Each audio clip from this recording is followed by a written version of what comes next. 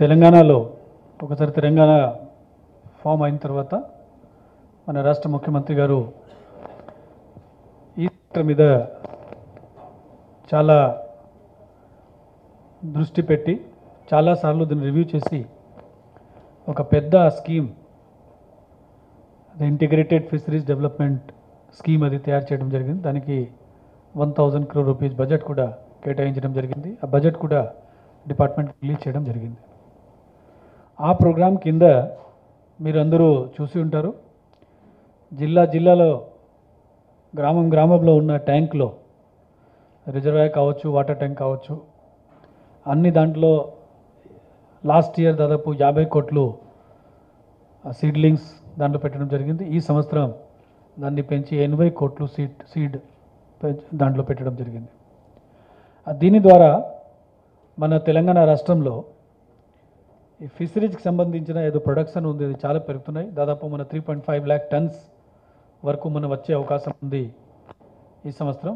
ఇంకా ఫ్యూచర్లో మన రాష్ట్రంలో కొత్త రిజర్వాయర్స్ వస్తున్నాయి. అందరికీ తెలిసిన విషయం, కాళేశ్వరం కానీ అటువంటి పెద్ద రిజర్వాయర్ మనకు వస్తున్నాయి. ముఖ్యంగా ఫ్రెష్ వాటర్ ఎక్కువ కల్చర్ అనేది అంటాము, అది ముఖ్యంగా మన తెలంగాణ స్పెషాలిటీ, అది మనం చేస్తున్నాం.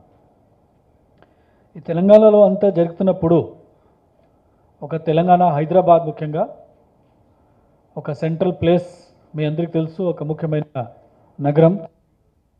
ఇక్కడ అన్ని రకాల బిజినెస్ ఉంటాయి, అన్ని రకాల లొకేషన్స్ ఇక్కడ ఉంటాయి. ఐటీ సెక్టర్ కూడా బ్రహ్మాండంగా హైదరాబాద్లో ఉన్నాయి, అందరికీ కూడా మీ అందరికీ తెలుసు. ఇప్పుడు రాష్ట్ర ప్రభుత్వం ఫిషరీస్ సెక్టర్ మీద చాలా ఫోకస్ చేస్తుంది కాబట్టి మన దగ్గర చాలా అవకాశం ఉంది. కాబట్టి ఒక తెలంగాణ రాష్ట్రంని, ముఖ్యంగా హైదరాబాద్ని ఒక ఫిషరీస్కి సంబంధించిన ఈ దేశంలో ఒక హబ్గా తయారు చేయాలని ఆ ఉద్దేశంతో లాస్ట్ ఇయర్ నుంచి మన సీఫా ఆధ్వర్యంలో ఈ యొక్క ఎక్కువ ఎక్స్పో పెట్టడం జరుగుతుంది. లాస్ట్ ఇయర్ కూడా పెట్టడం జరిగింది, మీ అందరికీ తెలిసి ఉంటుంది.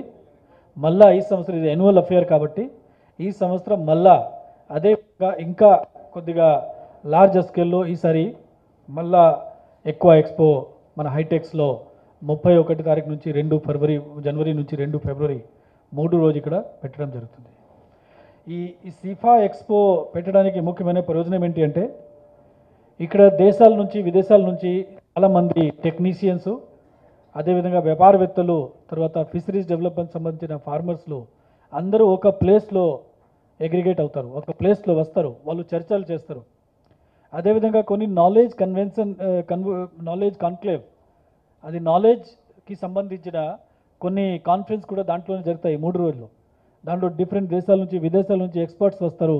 వాళ్ళు వచ్చి మన ఫార్మర్స్లకి, మన దగ్గర ఉన్న వ్యాపారవేత్తలకి, మన దగ్గర ఉన్న ఎవరు బిజినెస్ చేస్తున్న అందరికీ ఆ టెక్నాలజీ గురించి కానీ, అదేవిధంగా బిజినెస్ గురించి కానీ వాళ్ళందరితో చర్చ చేయడం జరుగుతుంది, వాళ్ళందరితో డిస్కస్ కూడా చేయడం జరుగుతుంది. లాస్ట్ ఇయర్ కూడా మన ఎక్కువ ఎక్స్పో జరుగుతున్నప్పుడు జిల్లా నుంచి చాలా మనది రైతులు చాలా ఫిషర్మెన్ని ఇక్కడ తీసుకురావడం జరిగింది. వాళ్ళని ఎక్కువ ఎక్స్పో మొత్తం చూపించడం జరిగింది.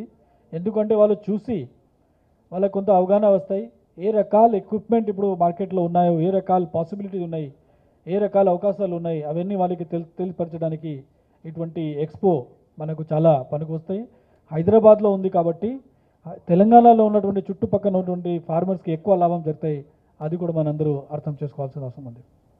ప్రతి సంవత్సరం రాష్ట్ర ప్రభుత్వం అసోసియేషన్లో ఈ సిపాయి ప్రోగ్రామ్ జరుగుతుంది. దాంట్లో ఎన్ఎఫ్డిబి కూడా పార్టిసిపేట్ చేయడం జరుగుతుంది, గవర్నమెంట్ ఆఫ్ ఇండియా కూడా పార్టిసిపేట్ చేయడం జరుగుతుంది.